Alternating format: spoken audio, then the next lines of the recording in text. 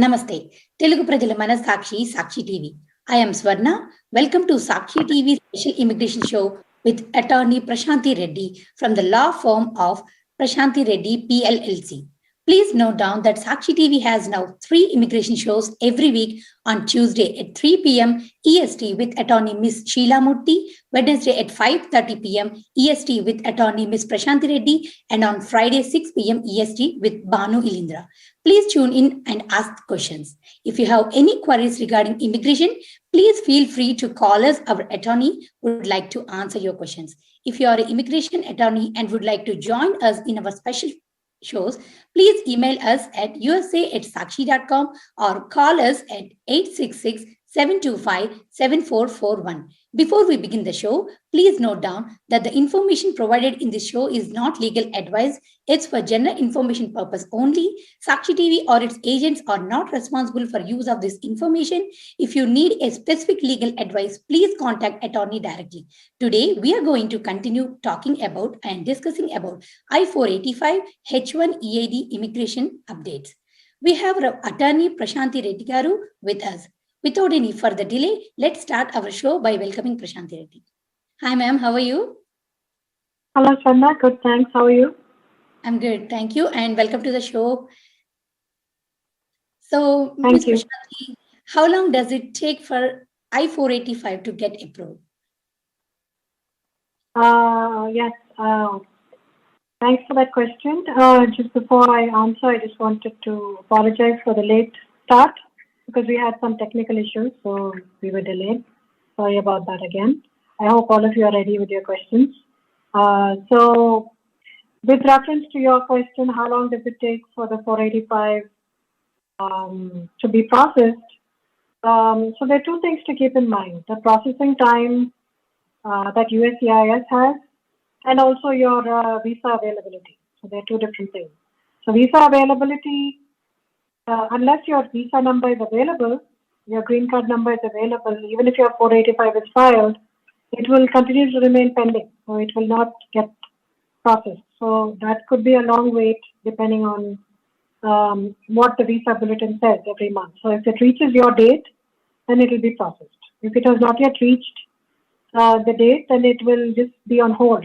They will not process it. So that's one aspect of it to remember when thinking about processing, when thinking about how long the green card will take. Now, the other question is processing time. Processing time is your visa number is available, but the time taken for USCIS to work on your case. That's another aspect of the processing time. Now that usually, of course, varies from time to time depending on what the backlog of USCIS is, but usually takes about 12 to 18 months, and it could be more if there is an interview scheduled for you. Then it depends on what the schedule backlog is for the local office where your interview is supposed to be conducted. So then it will depend on that. So there could be a delay due to that. But in general, processing time is 12 to 18 months. Now, if there is some complication in your case, if there's an RFE or request for further evidence, then obviously the processing time might be more depending on how long you take to respond to your RFE. Usually they give about 80-85 days. If you use the additional time, there's also a grace period of 60 days after that. So if you use everything the additional time, but obviously processing time is going to become longer. Sometimes also what happens is the case might get denied.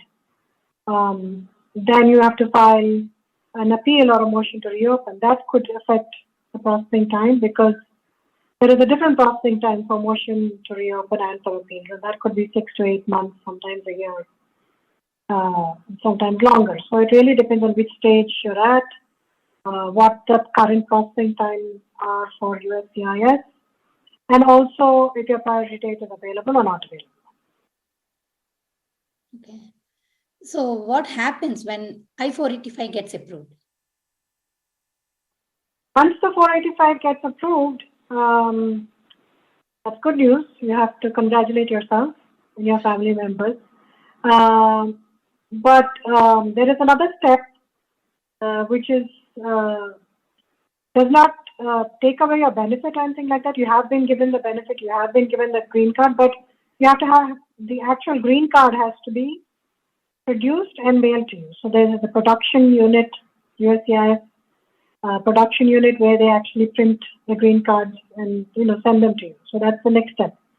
Sometimes there could be a delay in the production of the card, but that doesn't mean that you are not a permanent resident. Once the 485 is approved, you're a permanent resident.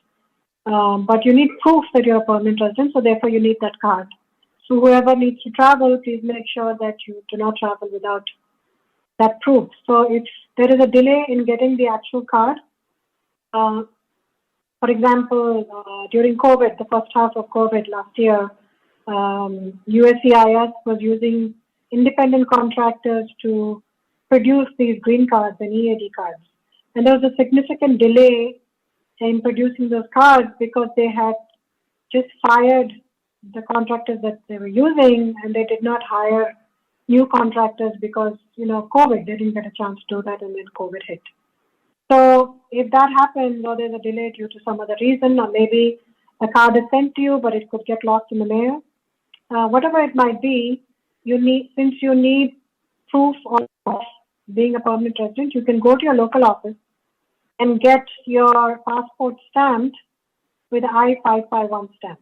So that is also an alternative proof for your green card. So that's possible as well. Okay.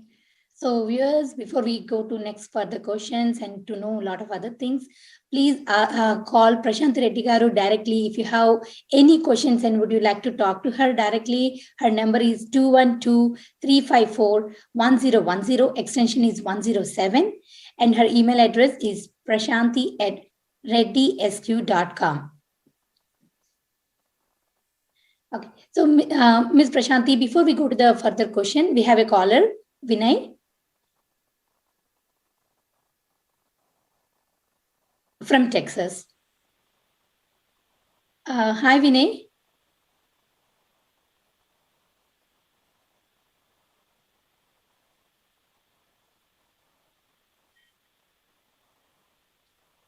Okay, I think there is some technical difficulties, Ms. Prashanthi. So let's go back to our questions.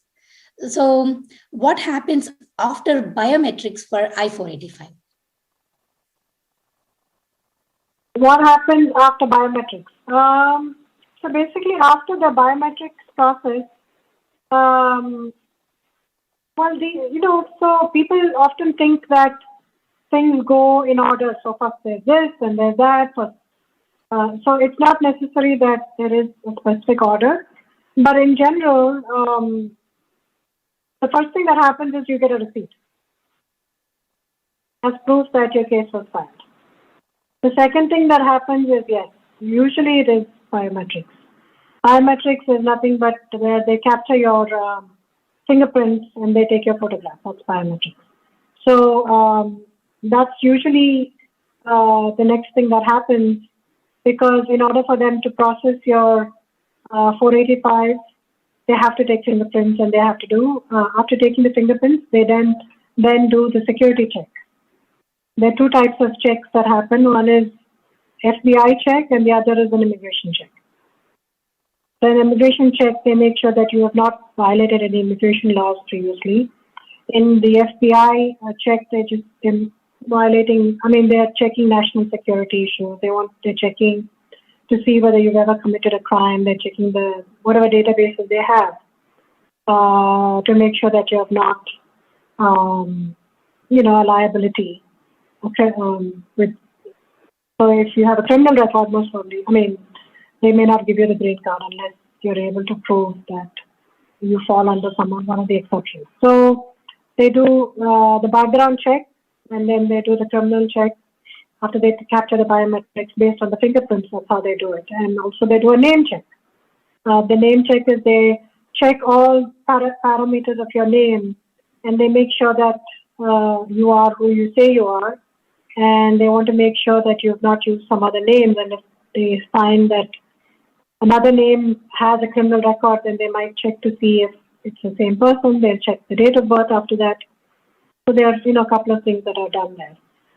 Interesting story I had a few years ago We went for a interview, green card interview, family-based. And then ICE was there at the interview. ICE is the Customs Enforcement Office. And they called the wife aside and they said that, oh, your name is so-and-so. We have a file for exactly the same name, and we see that you're in removal proceedings. And she was confused because she was never in removal proceedings, so she didn't really understand what was going on. And then later on, we found out that that was a different person by the same name at the same address, because that person was a tenant at that same building many years ago, and she had the exact same name as this person. So it was a coincidence, so too much of a coincidence. So the officer thought it was the same person. It took us a while to convince them that it's not the same person. So, that happens during name check. If there is, say, a person who has been out of status or is in removal proceedings or has a criminal record, if you have a common name, common first name, common last name, like a Patel or Reddy or Rao or something like that, and the first name is also matching, then it's possible that can happen. So yeah, so they do take the biometrics. First they send the receipt, then biometrics. They do a name check, and then if everything is clear, then they issue the other benefits which you get while your case is pending, which is advance parole and the employment authorization document, the EAD card, provided you have applied for it. And then finally, after the processing is done, they could send you a request for further evidence if they think that there's further documentation that is missing in your file. And after that, if everything is clear, the officer will request for a... Yes. Oh, sorry to interrupt you. We have a caller, Vinay from Texas. Okay. Let's hope he comes through. Oh, there you are, Vinay. Yes. How are you? Yeah, I guess previously there was some technical issue. I cannot talk. Hi, and I'm doing good, Andy. My question, Andy, I have my H1B in the past, and due to some terminations, I moved to H4 and applied for EAD both at a time. And later on, when the H4 case is pending, I got a new project and I've made a change of status to H1. And after 6 months, I have got other projects. I have amended my H1 with one employer.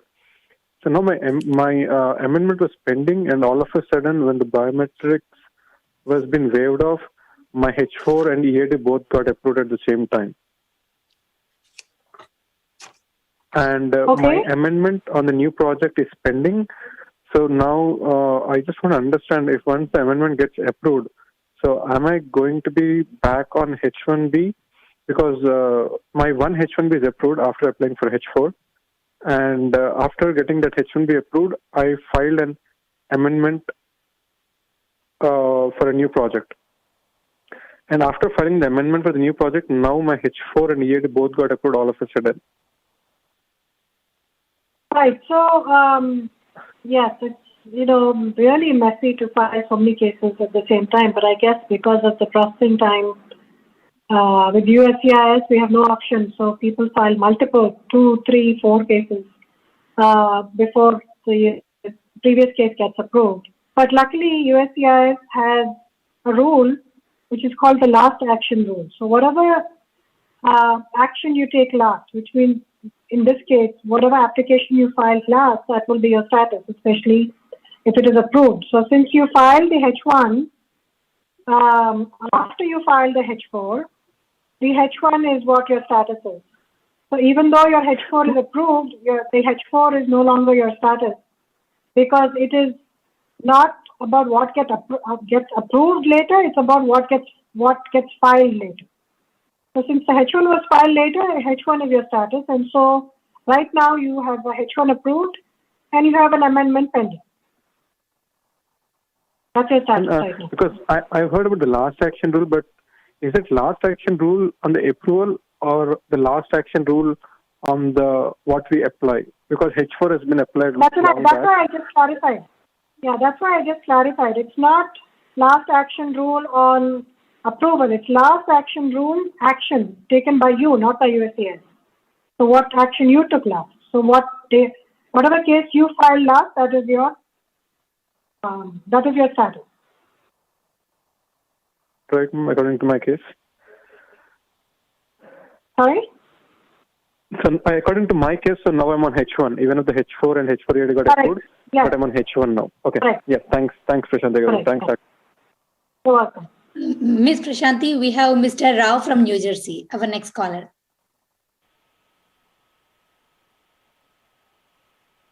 Hi. My question is that my priority date is in January 10th, 2012. However, I'm planning to move an employer. What would be the consequences if we move now? So, you didn't tell me what your status is right now. Are you as a pending 485? Is that, what is your status? No. I'm on H1B with I-140 approved, waiting for the, Okay. the dates. So nobody can predict. So is EB2 or EB3? What is it? I'm on EB2. My priority date is January 10th, 2012. As you know that as per the filing dates, I'm 40 days away, and as per the final action dates, I'm 7 months away. So I wouldn't risk. I would wait until October before you decide whether to move or to stick to the same employer. Because in October we'll have a clearer picture of where we stand. So the filing action, the dates of filing will most probably be usable in October, as they are every year. USCIS will open up dates for filing. You're not yet current where dates for filing are concerned, but it might most probably will get current by October for you. And final action date also, you're not too far off. So my suggestion would be to wait until October before you make any moves. Because if you move now and your date becomes current in October, there's not enough time for you to file a labor and get an I-140 approved, or even get a labor approved by October. Because a labor usually takes 6 to 8 months to get approved. And before that, the processing, placing the ad, etc. will take 3 months. There's no time to move right now. I would suggest moving, making a decision after October. Yeah, that makes sense. That we'll get more clarity around that. But what I'm trying to understand is that in case, if I move now, what would be the consequences that I may have to face? Very simple consequences. You will not be able to file a 485. Yeah, but once I move now and then apply for the labor, right? I just finished telling you how long the labor takes, right? I told you it will take about a year. Okay. So if you file now, October is not a year away. October is a few months away, right? So the labor will not be approved by then. So you will lose your opportunity to be able to file a 485. That's the consequence. Okay, so I will lose that opportunity? Correct. Okay. Ms. Prashanti, Good luck. We have another caller, Mr. Ravi from Virginia. Hello. Yes, sir. Hello, Prashanti. Yeah, hi. My question is regarding I-539 for my parents. They were here last year on visit visa on August, and it ended in January. So I filed in first extension in by the end of January. But when I filed only till July. I put the end date I mean instead of asking for 6 months, I just said I want 5 months, and I did specify the date, and I booked the ticket, everything. So now if I mean I know because usually they are allowed to stay 6 months. So should I file another extension, or is it okay if I change the flight ticket and because they just want to leave 2 weeks later? So can I just change the flight ticket and send them, or do I need to file another extension? You have to unfortunately file another extension because you do not want them to be out of status even for a day. Because USCIS considers even a day of out of status to be out of status. So next time when they're coming in, if they're out of status for a week, 2 weeks, or even a day, USCIS can refuse them entry at the port of entry, EBP can refuse them entry. So you don't want to do that. That's too much of a risk. Unless they never plan to come back again. That's a different story. But if they have plans to travel back and forth, then they should not be out of status even for a day.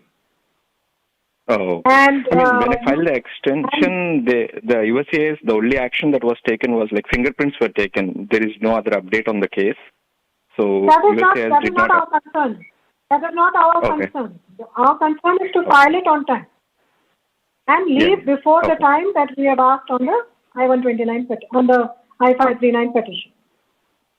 Oh, okay. Got you. Okay. Yeah, okay. So I'll plan to file another extension if they plan to stay for 2 more weeks. And make sure that, and you have to be aware that they cannot stay more than 1 year. Yeah, sure. Yeah. The second extension, since it's August, they won't stay. Like they're planning to leave in July. So they can get until. Yeah, they can get until August. Oh. You can ask until August. So the next extension also, I should ask only until August, not like beyond. Not I can just ask for 6 months. Correct. Oh, okay. Got you. Okay. Thank you. Okay. I do have another question for H1B. So is it okay? Varna, do we have other callers or is it okay? No, we can go ahead. Thank you. Go ahead. Okay, so basically I'm on H1B and like my previous employer, he filed my green card on EB2 category. So, and the date is like June 23rd, 2011. And I think EB2 just moved to like June 1st, 2011. But I moved to a different employer. So he said like he's going to file in EB3. They haven't started the process. They are going to start the process now. I mean, do you recommend like to start the process? Because in EB3, the dates are current. So do you recommend to start the process now or like do you just wait? Do you anticipate that it's going to move for EB2 in August? It's hard to say, but you've left your old employer, so you no longer have, unless you plan to go back to your old employer. Now you left your old employer, you only have new employer. A new employer has not filed a labor certificate yet, right? Correct? Started anything yet? I'm sorry? But the old employer, he filed, the new employer hasn't started any process yet. But the old employer, he filed the green card for future employment, right? So he said he would be able to, like, once the date is current, he can file the 485. So you have the option of going back to the old employer, right? Yes, I have the option of going back to him. So go ahead and start your labor cert process. And then wait for September, and see what happens with the dates. If the dates become current with your old employer, you have to go ahead and join them because you don't know what will happen with EB2 final action dates and for how long they'll be current and when they'll retrogress. Because if you have something in hand, you don't wait for something that you don't have, right? In hope that you'll get it. Exactly. Whatever you have in hand, you have to make use of it. What you have in hand right now is a EB3 I-140 approval. So you have to make use of it if you can in October. No, I don't have EB3 approval. I have EB2 I-140 approval. Right. Sorry. Yeah. EB2 I-140 approval. So if you're able to make use of that. Yeah, but because in your last caller, you said like now the labor processing time is 1 year, right? So the new employer, if he files, like he has to file the labor. And once the labor approved, then only I can port my 140. So you're taking a big chance. Yeah, you're taking a big risk because you don't, most probably after 1 year, you don't know what the dates will be. So if you completely ignore your opportunity now, you might be left with nothing. So take what you have now, depend based on your October dates. If the date becomes current for you, with the present I-140, you shouldn't hesitate to file a 485.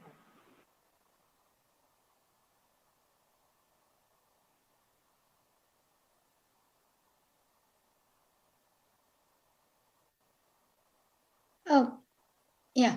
I think our call got cut. So let's get back to our questions, Ms. Prashanti. So does biometrics means approval?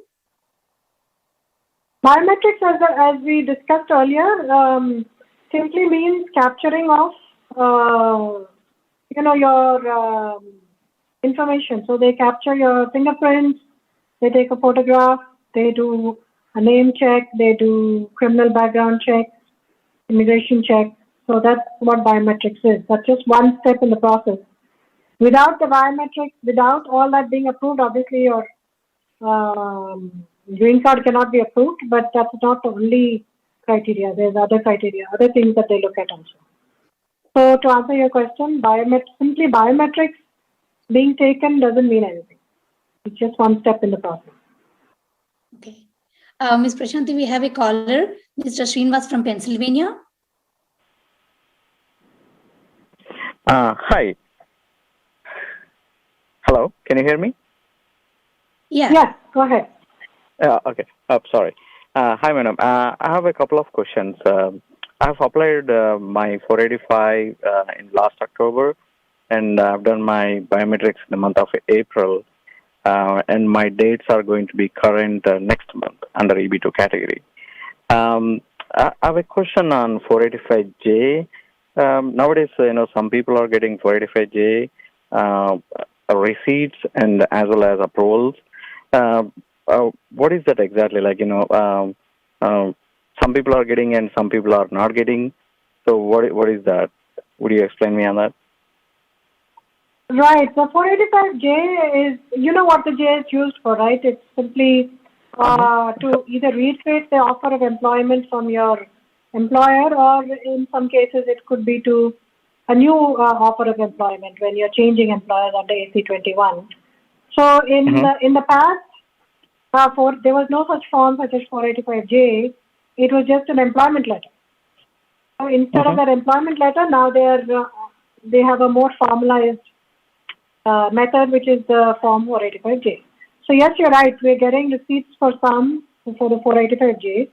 It's not a separate application, so I really don't know why they're sending receipts. But since it's a separate form, I guess they're obliged to send a receipt, even though there is no separate fee again for it. But just as we get a receipt for the 765 and the I-131, even though there is no separate fee for it, if you file together with the 485, I guess they're obliged to send receipts for the 485J also. But as you said, some are getting and some are not. So I would not give that too much importance. But of course, without the 485J being filed, you cannot get the green card.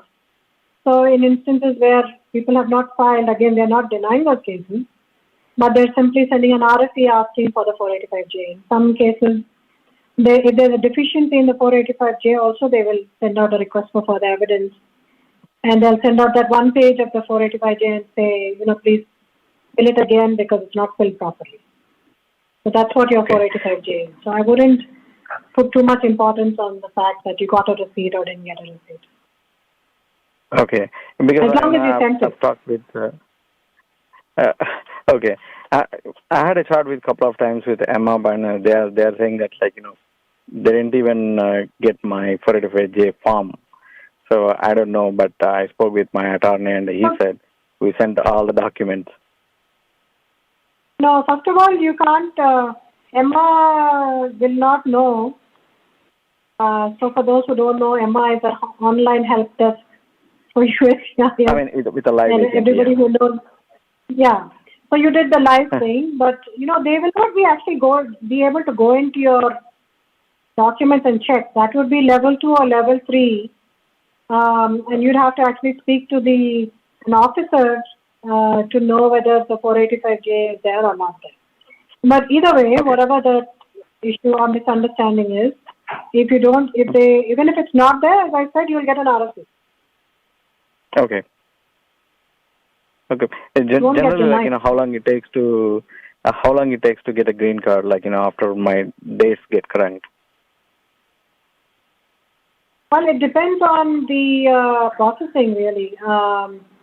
It depends on what is remaining to process.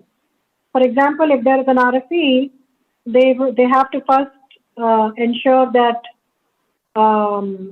all the documents are submitted before they can actually request for a visa number. So the method that they follow is they look for completeness of the file. Once the file is complete, the biometrics are done, etc., they will request a visa number, and then they'll reserve that visa number for you. So even if it gets backlogged, you have a visa number reserved, so your case will get approved.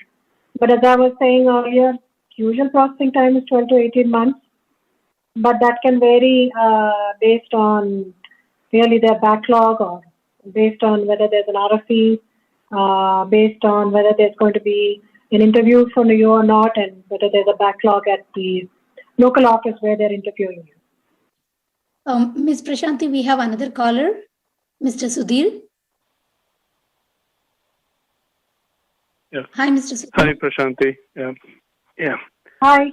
So I have approved I-140 from my previous employer, which is with the priority date June 2015. Last year I joined a new company, and they are currently in the process of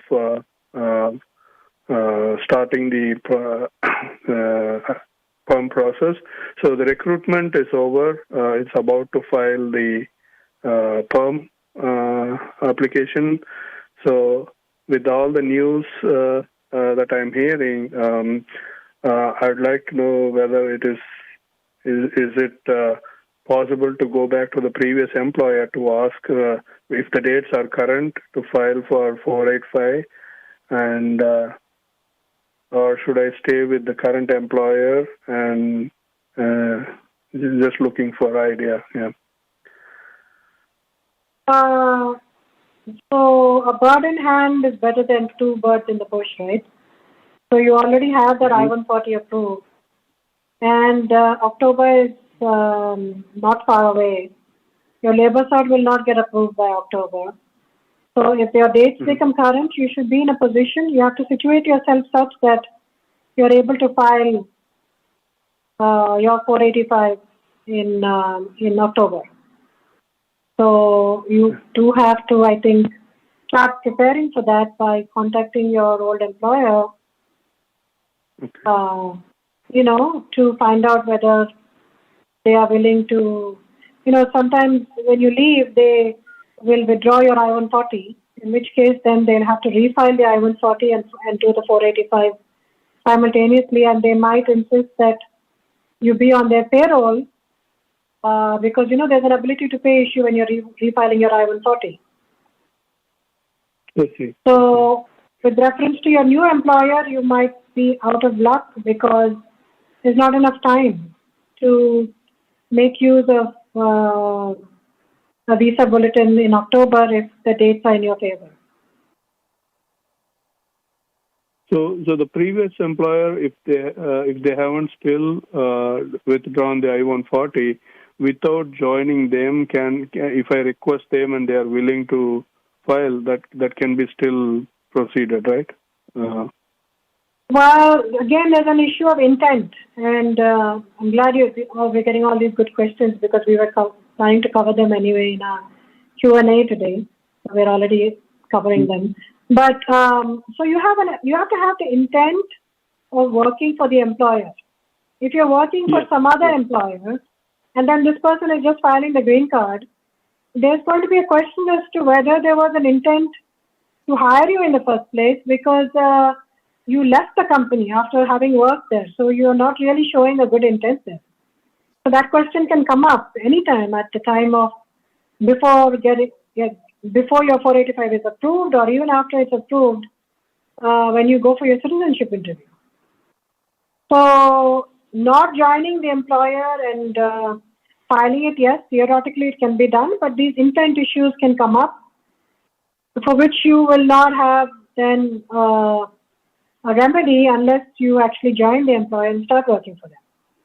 Especially once you start getting an EAD, there is no reason why you shouldn't start working for the employer. And so USCIS often questions the applicants as to, okay, so you have an EAD, you can work for the employer, what's stopping you? Thank you, Prashant. You have to have a plausible explanation. So my suggestion to you is don't risk it, work for the employer.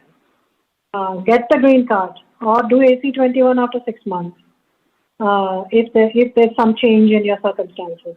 But for now, I think you should join the employer. Ms. Prashanti, we have our next caller, Mr. Sudhakar from New Jersey. Hi, ma'am. How are you doing today?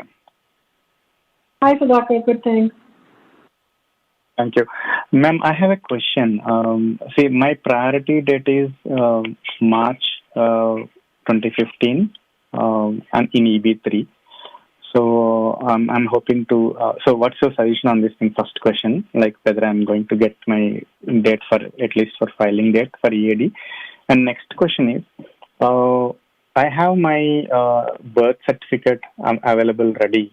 Okay, but I have little problem in it, right? My first name has an extra character, wherein which I do not have here in my legal name in US, right? So in this scenario, what would be my next steps? How do I, do I have to correct my birth certificate? Mostly that will take a long time in India.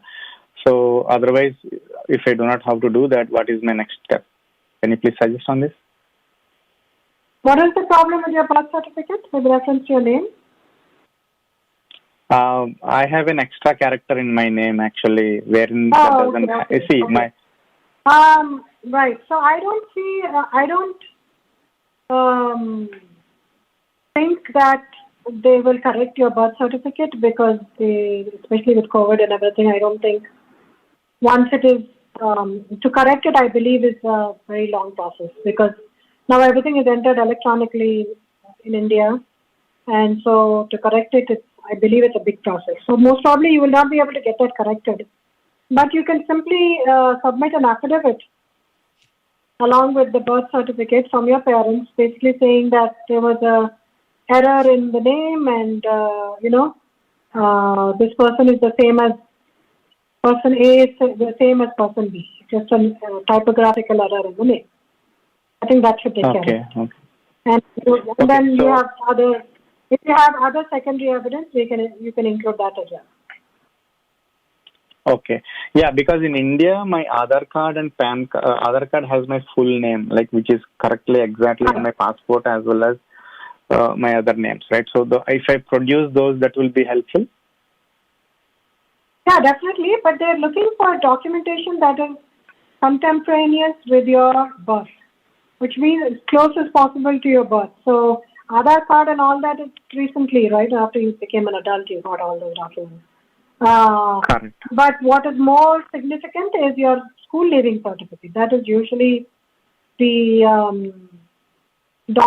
standard document that they look for Indian nationals to prove date of birth. So if you have that, you can attach that as well as the affidavit with your birth certificate. That should be good enough. Okay. Do you have any template for this affidavit, ma'am? So that, or otherwise I have to check with my attorney. You should check with your attorney. Unless, Sure. you want to retain us, then we can answer your question. Okay, I'll do that. And what is your opinion on this flush actually? Like, my date is March 25th, 2015. So that are you expecting, it's my EB3. So are you expecting to at least I get my EAD now? Your EAD, so EB3 is right now 2013, right? Final action date. Right, so it might go to 2016. We don't know. It's all guesswork, right? But because there's 290,000 visas available this year, and they have not been used, and so all of them have to be used before October. They may open up dates for filing. And if you look at last year and you see how many visa numbers were available and how much the dates have moved, and we basically it's guesswork. And you have to see this year how many years the dates might move. So it's possible, who knows? But no one can say for sure. It might go to 2015 or 2016. That's what I've heard. But we have to wait and watch. No one can say for sure. Yeah. Hi, Ms. Prashanti. We have one more caller, Ms. Swapna from Arizona. Hello. Hi, Prashanti Garu. Hi, Swapna. Hello. Hi. Yeah. So Yes. my question is, my mom came to the US last year in February 2020. So since then, I have extended her stay twice. For the first extension, we got approval, and for the second extension, we got the receipt notice till now. And she's scheduled to go in this August, actually. But can I extend her stay for the third time? Will that be okay if I show the reasons of the present condition in AP? My suggestion is not to do that. You've already, so usually on a B2, you can only stay for 1 year with extensions. So you've already extended. If she came last February, she should have left by this February. That's already 1 year. So now it's already a year and a half. So I doubt if your second extension even will get approved because it's beyond the 1 year period, and they very rarely extend B2s beyond 1 year. So you're already in not in a very good situation.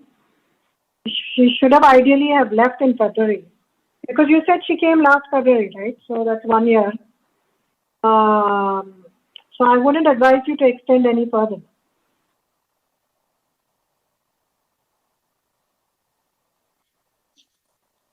All right, viewers, if you would like to reach out to Prashanti Garu for more questions directly, you can call her at 212-354-1010. Extension is 107, and her email address is prashanti@reddysq.com. Thank you so much, Prashanti Garu, for clarifying all the questions. Viewers, before we wind up, if you have any questions, please contact Prashanti Garu directly. So this is Swarna signing off. You're watching Telugu Prajala Mana Sakshi TV. Namaste.